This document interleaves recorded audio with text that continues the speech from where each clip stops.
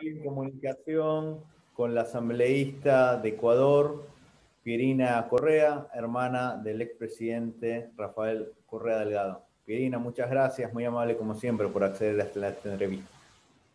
La orden siempre, muchísimas gracias a ti por el contacto y espero pues que las cosas estén mejorando en tu país. Estamos haciendo el seguimiento y bueno, con todo lo que está pasando en la región, Colombia, tan cerca nuestro y tal, estamos bastante preocupados a todo nivel. Ahora, el próximo domingo serán las elecciones en Perú. Hay un candidato, que es Pedro Castillo, que dicen que es un candidato chavista, que tiene el apoyo de Evo Morales. En este caso, el candidato de Perú Libre tiene relación con ustedes, con lo que sería el correísmo en Ecuador. En principio, entre los dos finalistas, y hace poco tuvieron un debate, la otra candidata es Keiko Fujimori. Definitivamente el candidato es quien más, Trujillo me parece que es el apellido, no lo recuerdo en este Castillo. momento. Trujillo, ¿verdad? No, Castillo Terrones. Castillo, ya, Castillo. Él tendría una línea más afín a nosotros. Efectivamente, entre los dos es así. ¿Existió acercamiento entre ustedes y este candidato o solo conocen Eh, por los medios?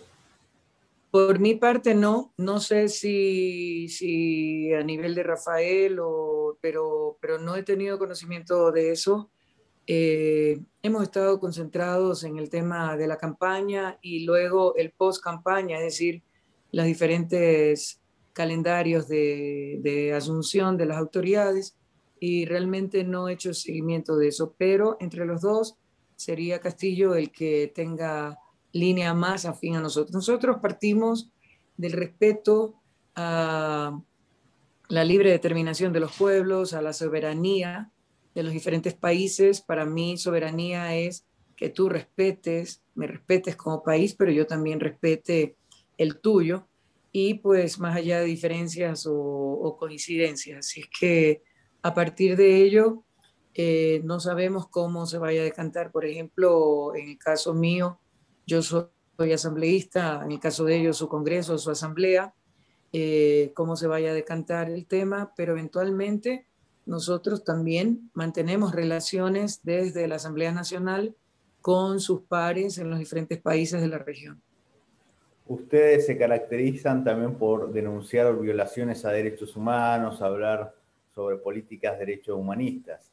En este caso, muchas instituciones, muchas personalidades dicen que ahora en Venezuela hay violaciones a derechos humanos. Por ejemplo, esta es una postura que tiene Michelle Bachelet, que es una política de izquierda, se podría decir, por lo menos originariamente. ¿Cuál es la posición de ustedes de lo que acontece en Venezuela?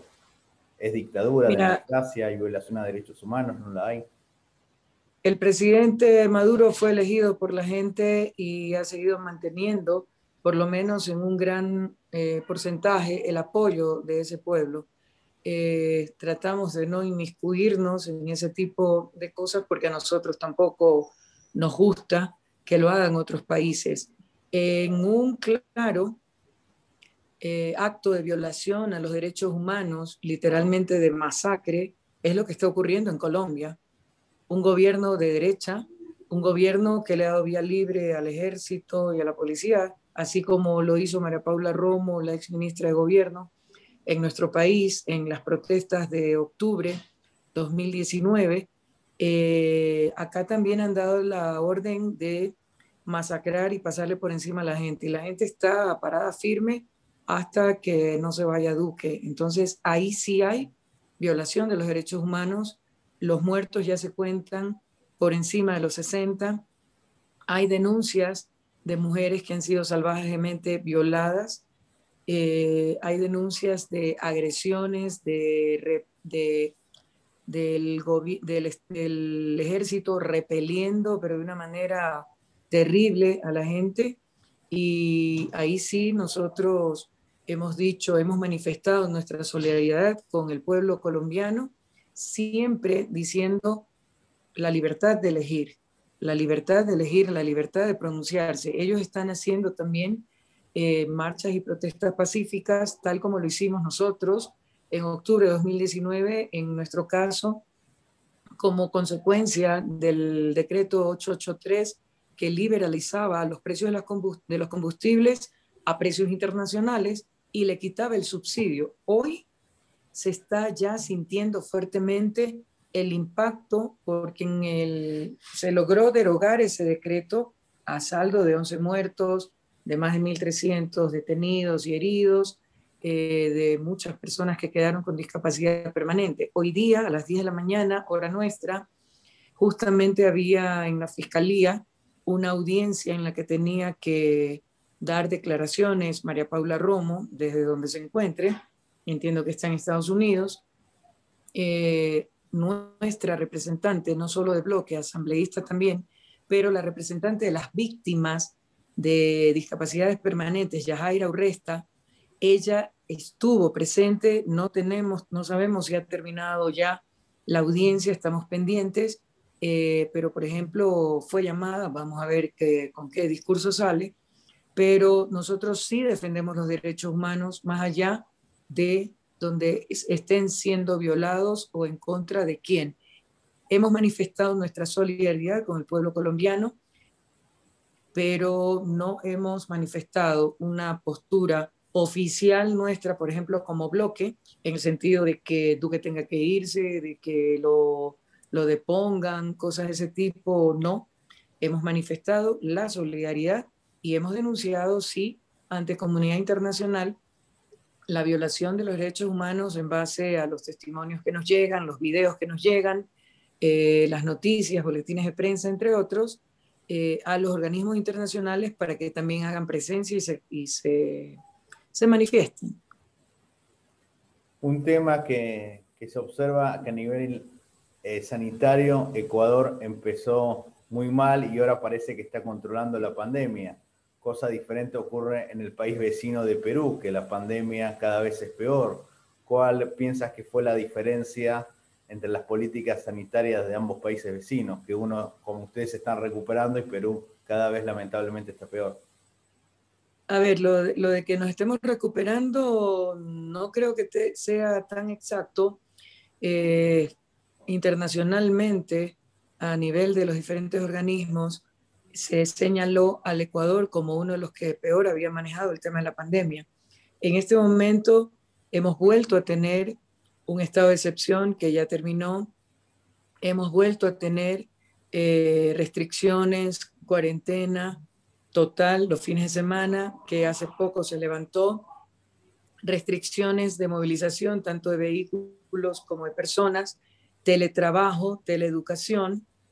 Seguimos con esas restricciones. Sin embargo, los índices de muertes, de contagios, siguen en aumento.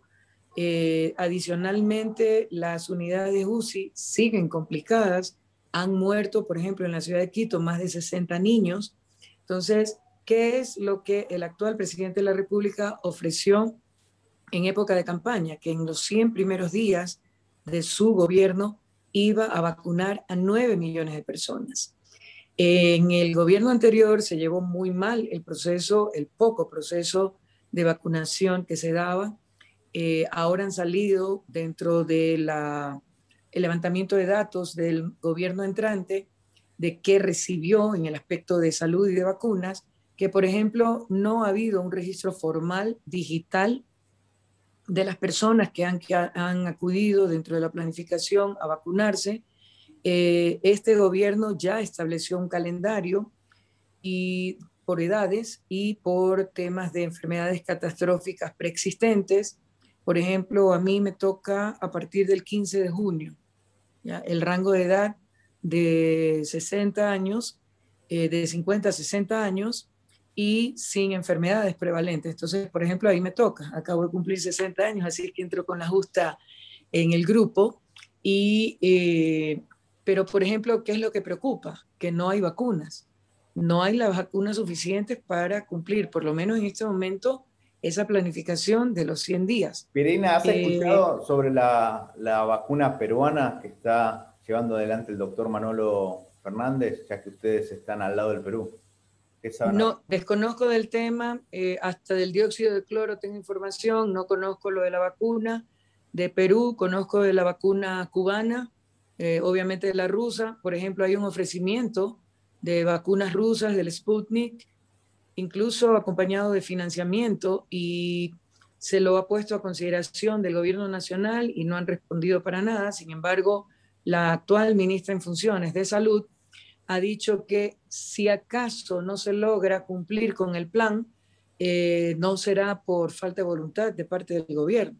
Pero, y hay memes ya que están saliendo haciendo mofa, ¿no? Ya tenemos plan de vacunación, el problema es que no tenemos las vacunas.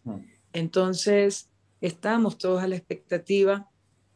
Hay cuestionamientos al gobierno anterior de cómo se llevó todo este tema. Sin embargo, estamos esperando que se desarrolle el plan de vacunación como lo han propuesto con las diferentes etapas. Estamos esperando que pasen los 100 días para evaluar esta parte de la gestión.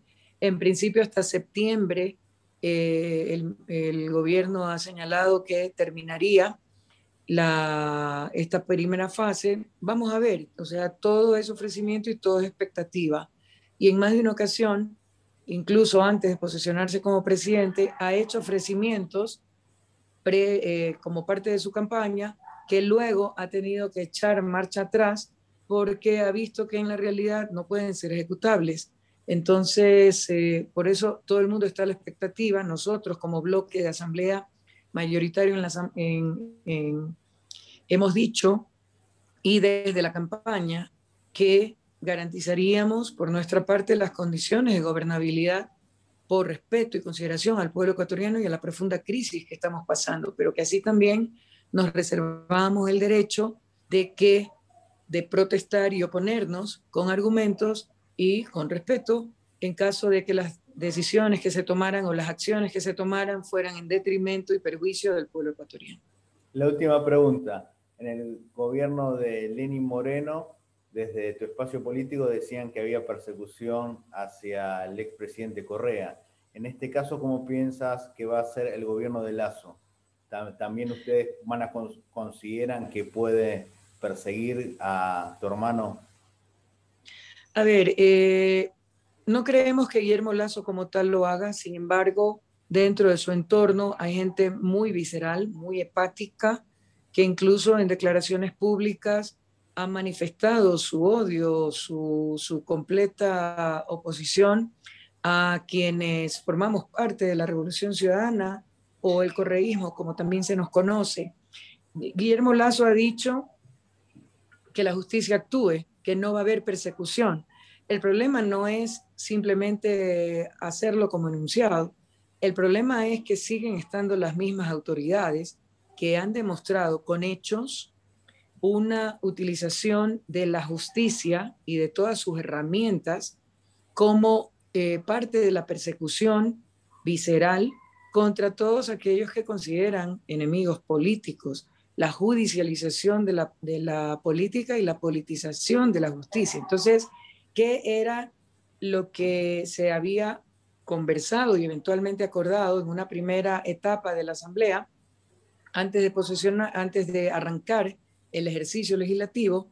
Rafael se reunió con Guillermo Lasso, cabeza de Creo y del gobierno, y se reunió también vía telefónica por 2 ocasiones con Jaime Nebot, los 3 cabezas de las 3 fuerzas, Creo, Socialcristianos y UNES. Y ahí no se pedía ningún favor ni nada, se pretendía canalizar formando una mayoría, a pesar de que ideológicamente es una línea contraria a nosotros, pero era el mensaje más directo y más claro de que estábamos dispuestos, aún siendo el bloque mayoritario, aunque no suficiente para tomar decisiones por nosotros mismos, que privilegiábamos y priorizábamos la atención a las necesidades del país y que desde ese punto de vista íbamos a contribuir a esas condiciones de gobernabilidad. ¿Y qué pedíamos? Que simplemente cesara la persecución política o lo que se conoce como lawfare.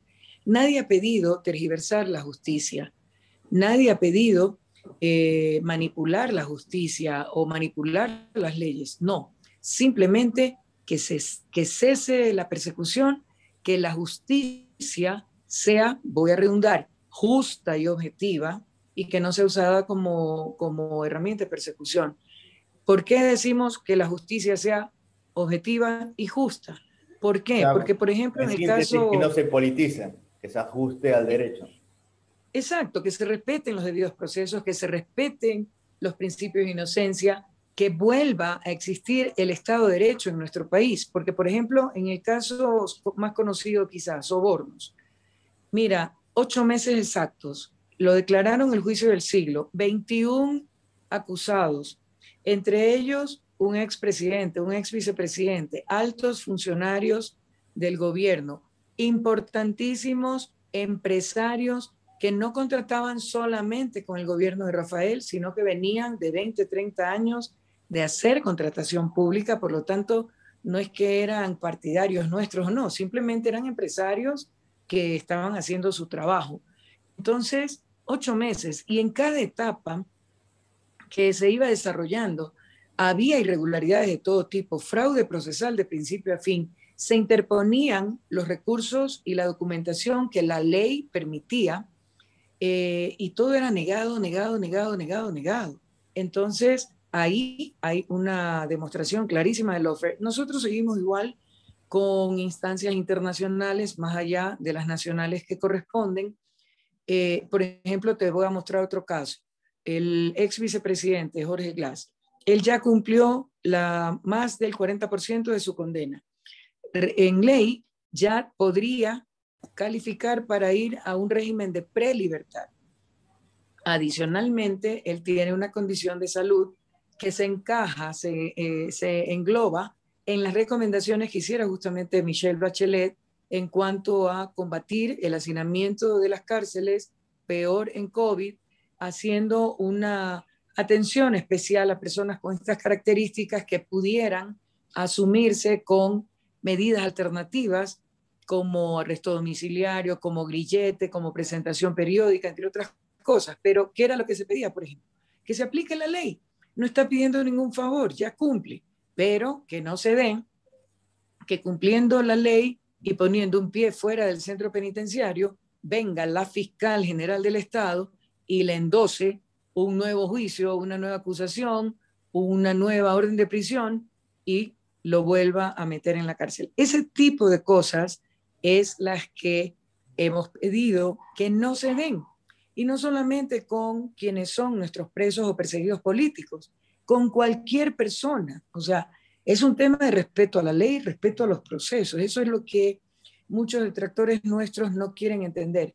No estamos abogando por temas particulares, estamos abogando por un ejercicio transparente y real de la justicia en el Ecuador y de quienes están encargados ¿En de el impartir. caso del expresidente Abdalá Bucaram también es un perseguido político? En el caso de él es un tema de delito y en flagrancia. En su casa fue allanado y él era aliado del gobierno de Lenín Moreno, pero hubo denuncias, hubo temas de sobreprecios en pruebas COVID, en mascarillas, algo así. Allanaron su casa, encontraron cosas, pero en este momento entiendo que ya fue sobreseído, su hijo y su nuera sobreseídos, o sea, todos sus casos archivados, todo el mundo va para allá, pero en cambio en el caso, mi hermano ya acumula, creo que 39, 34, ya perdí la cuenta de los casos que acumula y hoy su principal detractor, pseudo periodista, investigador, es el presidente de la Comisión de Fiscalización en la Asamblea Nacional. Así es que imagínate todo el panorama que se presenta cuando esta vez, siendo presidente de la comisión, utilice todo las herramientas de la Asamblea Nacional para dar rienda suelta a toda su visceralidad. Entonces, yo creo que el país está en una situación terrible de profunda crisis en todo ámbito, económica, política, social, de salud. Los, las personas desempleadas que están en la calle sin poder alimentar a sus familias, sin poder honrar sus deudas, se cuentan por decenas de miles. Yo creo que en este momento las necesidades del país nos llaman a tomar acciones. Y eso no quiere decir que no se analice, que no se fiscalice. Fiscalizar es parte de las funciones de la Asamblea, pero que no se enfoquen en un tema de persecución. Yo creo que no va a cambiar, honestamente creo que no va a cambiar mucho el tema. Nuevamente, no es Guillermo Lasso como presidente el que persigue, nunca hemos dicho eso, pero tampoco va a hacer nada para que pare la persecución. Y la persecución se da de parte de las personas, las autoridades que están a cargo de impartir justicia en este país. Muchísimas gracias, Pierina, muy amable como siempre. Gracias, Juan. Un abrazo fuerte y siempre a las órdenes. Cuídate mucho.